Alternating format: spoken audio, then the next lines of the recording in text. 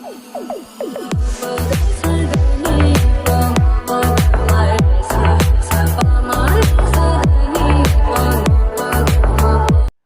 To channel. இன்னைக்கு நம்ம என்ன வீடியோ பார்க்க போறோம்னா, தமிழ் பொம்மை சேனல் இருந்து சிவாஜி கிருஷ்ணமூர்த்தி தக்லைஃப் தான் பார்க்க போறோம். இவர் பேர் சொன்னா யாருக்கும் தெரியாது. இவருக்குன்னு ஒரு அடையாளம் இருக்கு, ஆனா அதை நாங்க சொல்ல முடியாது, சென்சார்ல போயிடும்.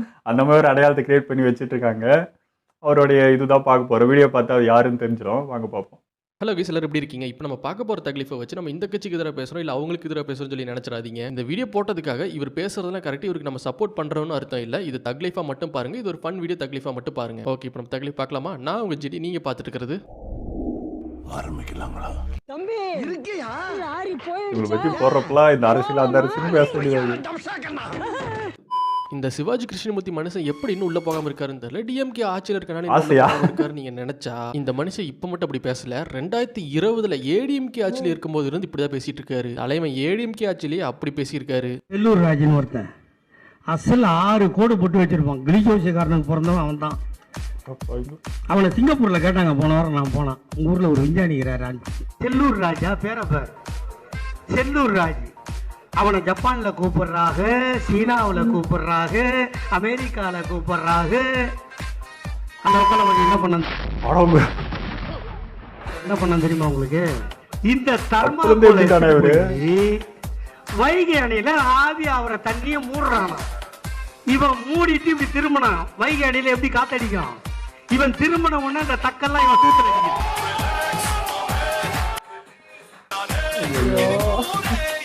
இது கார்ல கேட்டுக்கிறாங்க, ஏதோ இது ரேடியோ மாதிரி.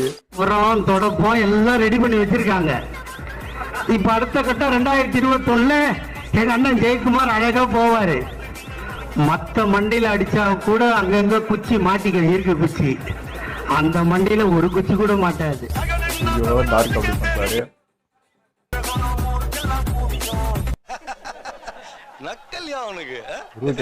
அதுவும் ஏதோ கவுன்சிலர் இல்ல எம்எல்ஏவை கலாய்க்கல, கட்சியோட தலைமையவே அவங்க ஆட்சியில் இருக்கும்போதே பயங்கரமா கலாய்ச்சிருக்காரு. எம்ஜிஆருக்கு ஜெயலலிதா துரோகம் செய்தார், ஜெயலலிதாவுக்கு சசிகலா துரோகம் செய்தார், சசிகலாவுக்கு ஓபிஎஸ் இபிஎஸ் துரோகம் செய்தார், ஓபிஎஸ்க்கு இபிஎஸும் இபிஎஸ்க்கு ஓபிஎஸும் துரோகம் பண்ணுகிறார்கள். இதுல யாரா நீங்க? இந்த பக்கம் வந்த அப்புறம்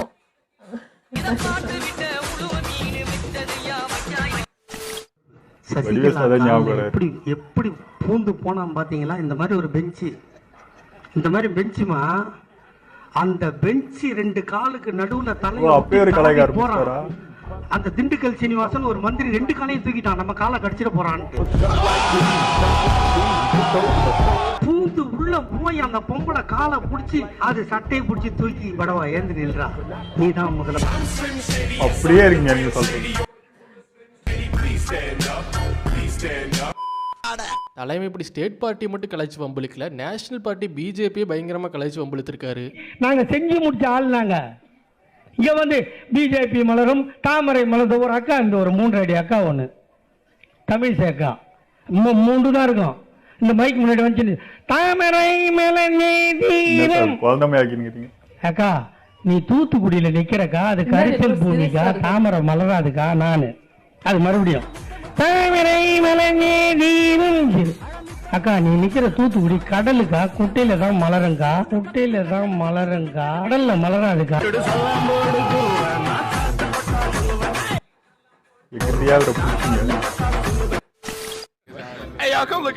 சும்மா இருந்தவங்கள ஆதார் கார்டை கொண்டு போய் பேங்க் அக்கௌண்ட்ல சொருவு, ஆதார் கார்டை எடுத்து போய் டிரைவிங் லைசன்ஸ்ல சொருவு, ஆதார் கார்டையும் பேன் கார்டுக்கும் கல்யாணம் பண்ணி வை.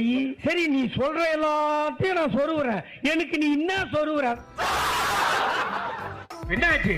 28 நாளைக்கு நீ அந்த நம்பரை யூஸ் பண்றியோ இல்லையோ 100 ரூபாய் தாலி அறக்கணும். எத்தனை 28 நாள்ரா? வருஷத்துக்கு எத்தனை வாட்டி கட்டுறது? 10 மெசேஜ் அனுப்புறான். இது உங்கள் பழைய நம்பரா? தொடர்ந்து கொள்ள ரீசார்ஜ் உடனே செய்து விடுங்கள். யார் அம்மா தாலி அறுத்து பணத்தை கொடுப்பீங்க? அண்ணாமலை தருவானா? அவன் ஆடை வித்து தருவானா?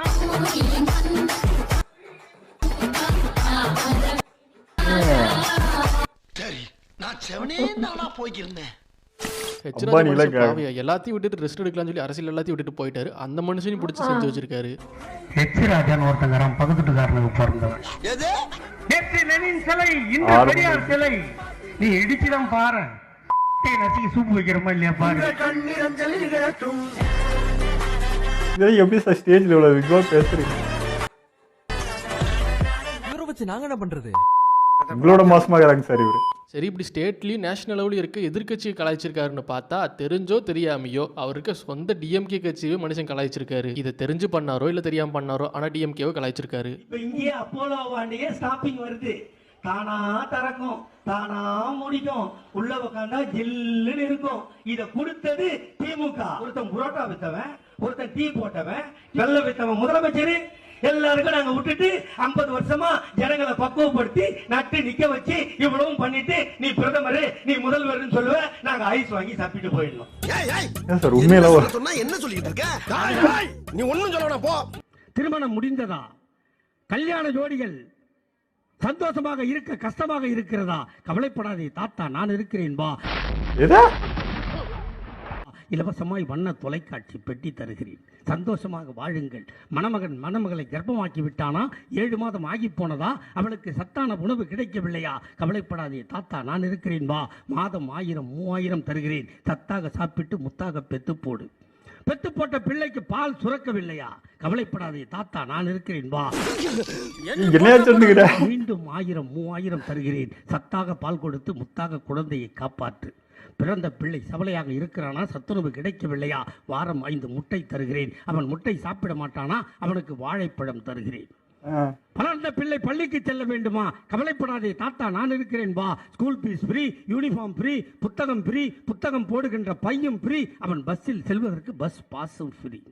அவனும் வளர்ந்தானா? அவனும் காதலித்தானா? அவளும் கர்ப்பமானாளா? இப்படி கொடுத்து கொண்டே இருக்கிறேன். இப்படி பெத்து பெத்து பெத்து போட்டு வயதாகி போனாயா? நீயும் கவலைப்படாதே தாத்தா, நான் இருக்கிறேன் வா. கூட உட்காந்து கதை பேசணுமா? ஆக மொத்தம் இப்படியே உட்கார வச்சுப்பீங்க சொல்றீங்க. சோத்த போட்டு வண்டியில ஏத்திட்டு வந்ததுக்கு உன்னால என்ன பண்ண முடியுமோ அதை பண்ணிட்டேன்.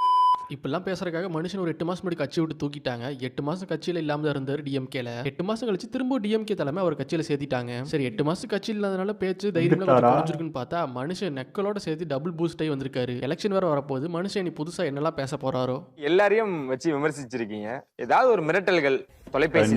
அது நிறைய தலைவர் இப்போ போய் கேக்குறீங்க நீங்க. இவ்வளவு அசால்ட்டா சொல்றீங்க. வேற என்ன பண்ண சொல்றீங்க? ஏங்க வெளிநாட்டுல இருந்து ஒருத்தன் கேக்குறான், அவன் தலையை வெட்டிடுவேன்றான். ஓகே, அங்க இருந்து அனுப்புற அளவு கத்தி எங்கடா வச்சிருக்கேன்னு கேட்டாங்க. ஐயா உங்களுக்கு குறை மேல்ட்ட விடுறாரு தெரியுதா?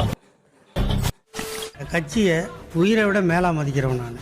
அதனால விளைவுகள் என்ன, பின் விளைவு என்ன வரும், ஜெயில் வருமா, அதெல்லாம் எனக்கு இல்லை. என்னோட தலைமையும் என் தலைவனையும் யாராவது கொச்சப்படுத்தினாங்கன்னா அதுக்காக எந்த விலையை கொடுக்கறதுக்கும் நான் தயங்க மாட்டேன். தலைமை சொல்கிற இடத்துல தலையே போனாலும் தயங்காமல் பேசும்.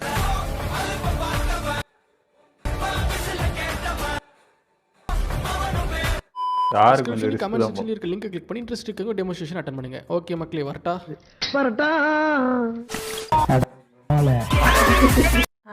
எனக்கு வந்து சிரிக்க முடியல. ஏன்னா எல்லாமே வந்து பாடி ஷேமிங் ரொம்ப பேட் வேர்ட்ஸாக இருந்ததுனால என்னால் அதை ரசிக்க முடியல. நீங்கள் சொல்லுங்கள். இது நான் பார்த்துருக்கேங்க.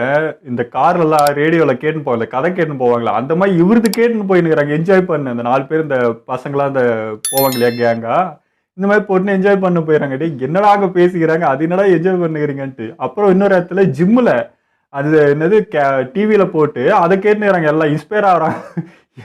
எதை எடுத்து வச்சு போட்டு எதை பார்த்து என்னையா நடந்துட்டு இருக்குன்ற மாதிரி இருக்கு. அந்த அளவுக்கு ஃபேமஸ் பண்ணி வச்சுட்டா. அதான் சொன்னேன், இவரோட அடையாளத்தை விட சொல்ல முடியல, அந்த அளவுக்கு பண்ணி வச்சிருக்காங்க.